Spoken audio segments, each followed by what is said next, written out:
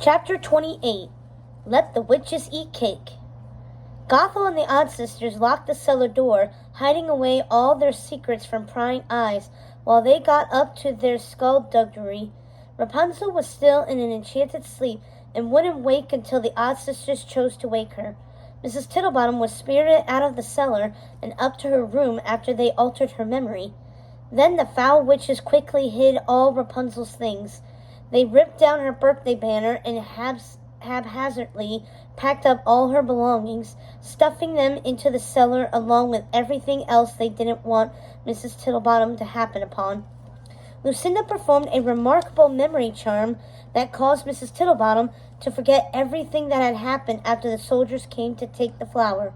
She wouldn't remember Gothel's leaving, bringing the baby Rapunzel home, or having employed Mrs. Pickle, who had the misfortune of setting foot in such a wicked and demented household. The poor dear's body was still lying on the cellar floor, locked away with the rest of the horrors lurking down there. Rapunzel became just another possession, an implement to bring Gothel's sisters back from the dead, a way to stay young forever. She wasn't even a person in Gothel's mind. Gothel only saw the flower. The witches were looking forward to a long afternoon without interruption, so they could devise their plans and go over what they should do differently the next time they performed the spell. But suddenly, and with great surprise, Mrs. Tittlebottom wandered into the parlor, looking quite disheveled and worse for wear. She was confused at finding Gothel and the Odd Sisters stuffing birthday cake into their mouths at an alarming rate. "Oh, hello, Mrs. Tittlebottom. What are you doing out of bed?" asked Gothel, annoyed but pretending to be concerned about the poor woman. "Oh, Mrs. Tittlebottom, this is a magnificent cake," squealed Ruby, spitting cake as she spoke. "Oh, yes, you should try it," said Lucinda, biting the head off a marzipan kitten. "Lady Gothel, may I speak with you in the kitchen?" asked Mrs. Tittlebottom, befuddled and horrified by the entire scene. "Yes, of course, Mrs. T." Gothel followed the bemused Mrs. Tittlebottom into the kitchen. She could see she was confused and probably a little feather-headed. "I'm surprised you're awake, Mrs. T. You were quite woozy after your fall. I think you should go back to bed." "My fall, lady? Oh, dear, you don't remember. You fell down the cellar stairs. I was so worried about you. I still am. Now, please, let's go back upstairs." "The cellar, lady? I never go into the cellar." "I know, Mrs. T. I was just as surprised as you are. I think you were looking for me." "What are you sisters doing here? And why are you dressed that like?" asked Mrs. Tittlebottom. "Oh, I'm so sorry, Mrs. T. I hadn't the opportunity to tell you. I made peace with my sisters and asked them over for my birthday." "Your birthday? Oh, Lady Gothel, I didn't know, or I would have baked you a cake." "Not to worry, Mrs. T. You've not been well. As you can see, Mr. Butterpants made me a lovely cake. You can bake one for me next time." "I feel so strange, lady. Maybe I should go back to bed?" "Yes, Mrs. T. I think that might be for the best. You've had a very tiring day." "Have I, lady?" "Well, with being so unwell, I mean." "Yes.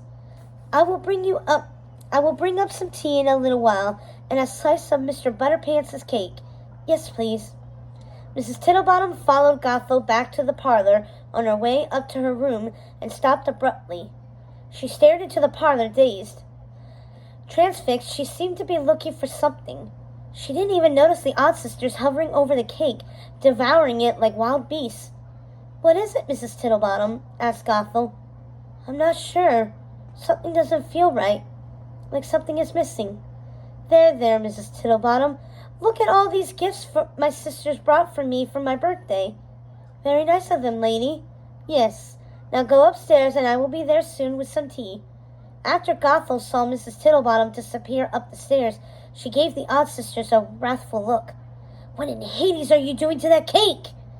The Odd Sisters all stopped eating at once and looked at Gothel with the most confused and surprised expressions on their faces. "What?"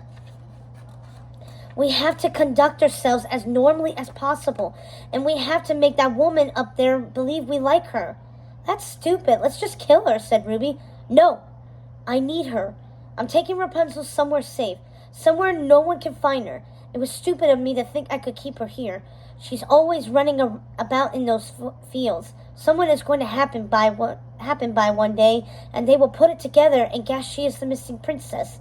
I've been very sloppy to let this go on so long. No, we need to hide my precious flower away, so no one ever gets their hands on her." "Then why do you need the old woman?" asked all three of the sisters at once. "I need someone to watch over my sisters while I'm with Rapunzel," said Gothel, looking at them like they were idiots for not realizing that themselves. "Oh, and Lucinda, I will need you to do a memory charm on Rapunzel. Wipe her memory of this place. I want her to think she's always lived in her tower, with me as her doting mother, the only person in the world who loves her." "And what about her aunties?" "Best we don't introduce you just yet. I'll have a hard enough time convincing the little brat that I love her." "Why bother with the pretense at all? Why not just wipe her memory and keep her asleep?" asked Lucinda. "Oh, yes, I love that idea. Yes, let's keep her asleep. I can't stand the idea of having to spend my days entertaining the little brat." "Yes, then it's all set. We'll keep Rapunzel asleep in her tower," said Ruby, clapping her hands and then stuffing more cake into her mouth. "And her hair will grow and grow," said Martha.